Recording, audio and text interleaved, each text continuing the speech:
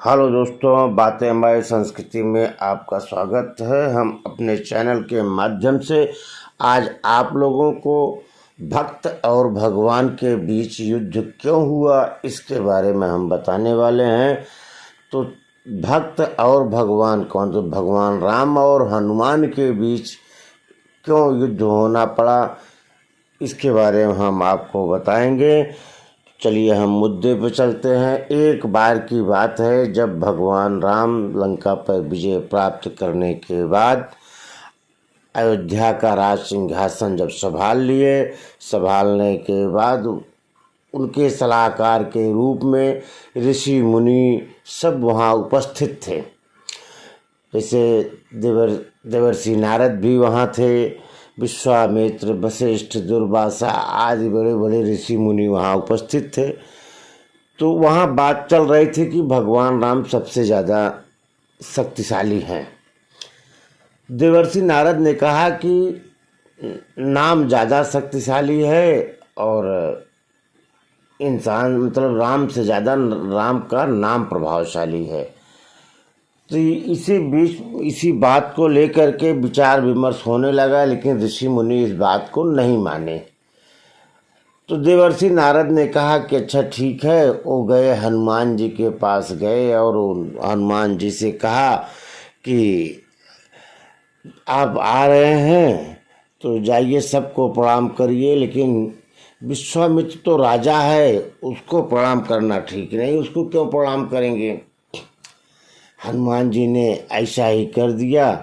और उसके बाद नारद जी ने कहा, विश्वामित्र को जब ये बात अच्छा नहीं लगा तो नारद जी ने विश्वामित्र से कहा देखिए हनुमान जी आपका अपमान कर दिए।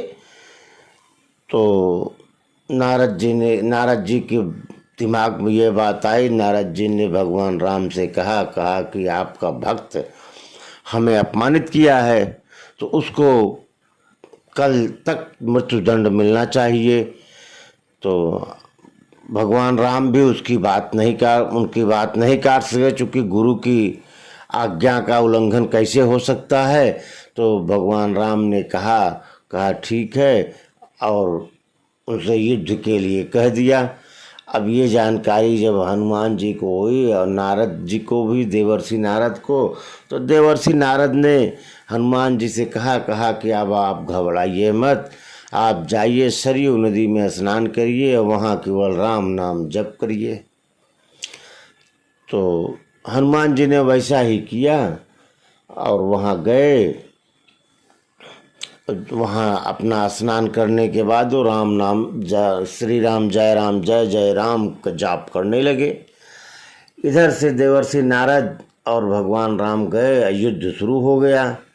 अब हनुमान जी तो केवल यही एक मंत्र का जाप कर रहे हैं, जय राम श्री राम जय जय राम। अब भगवान राम एक से बढ़कर एक बाण चलाए जा रहे हैं, यहाँ तक कि ऐसे ऐसे अस्त्र का उपयोग कर लिए जो कि अपने युद्ध में कभी नहीं किए थे, लेकिन हनुमान जी के ऊपर कोई असर नहीं पड़ा। जब उन्होंने ब्रह्मास्त्र का उपयोग करने का निश्चय कर लिया, तब ब्रह्मा जी और नारद जी वहाँ उपस्थित हुए।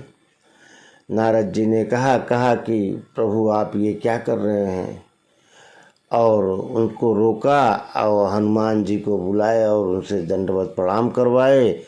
और नारद जी ने बताया, कहा कि देखिए नाम की क्या महिमा है, नाम ज़्यादा शक्तिशाली है कि राम शक्तिशाली हैं। तो मित्रों, राम से ज़्यादा राम का नाम शक्तिशाली है, और राम नाम जपने से सारा कार्य आपका पूर्ण हो जाएगा। और राम नाम बहुत ही अच्छा मंत्र है, इसको हमेशा सभी को जपना चाहिए। तो ये तो रही मित्रों भक्त और भगवान में जो युद्ध हुआ, और यहाँ भी भक्त ही विजयी हुआ। तो इसलिए अगर ये जानकारी आपको अच्छी लगी हो तो हमारे चैनल को लाइक एंड सब्सक्राइब करें। धन्यवाद।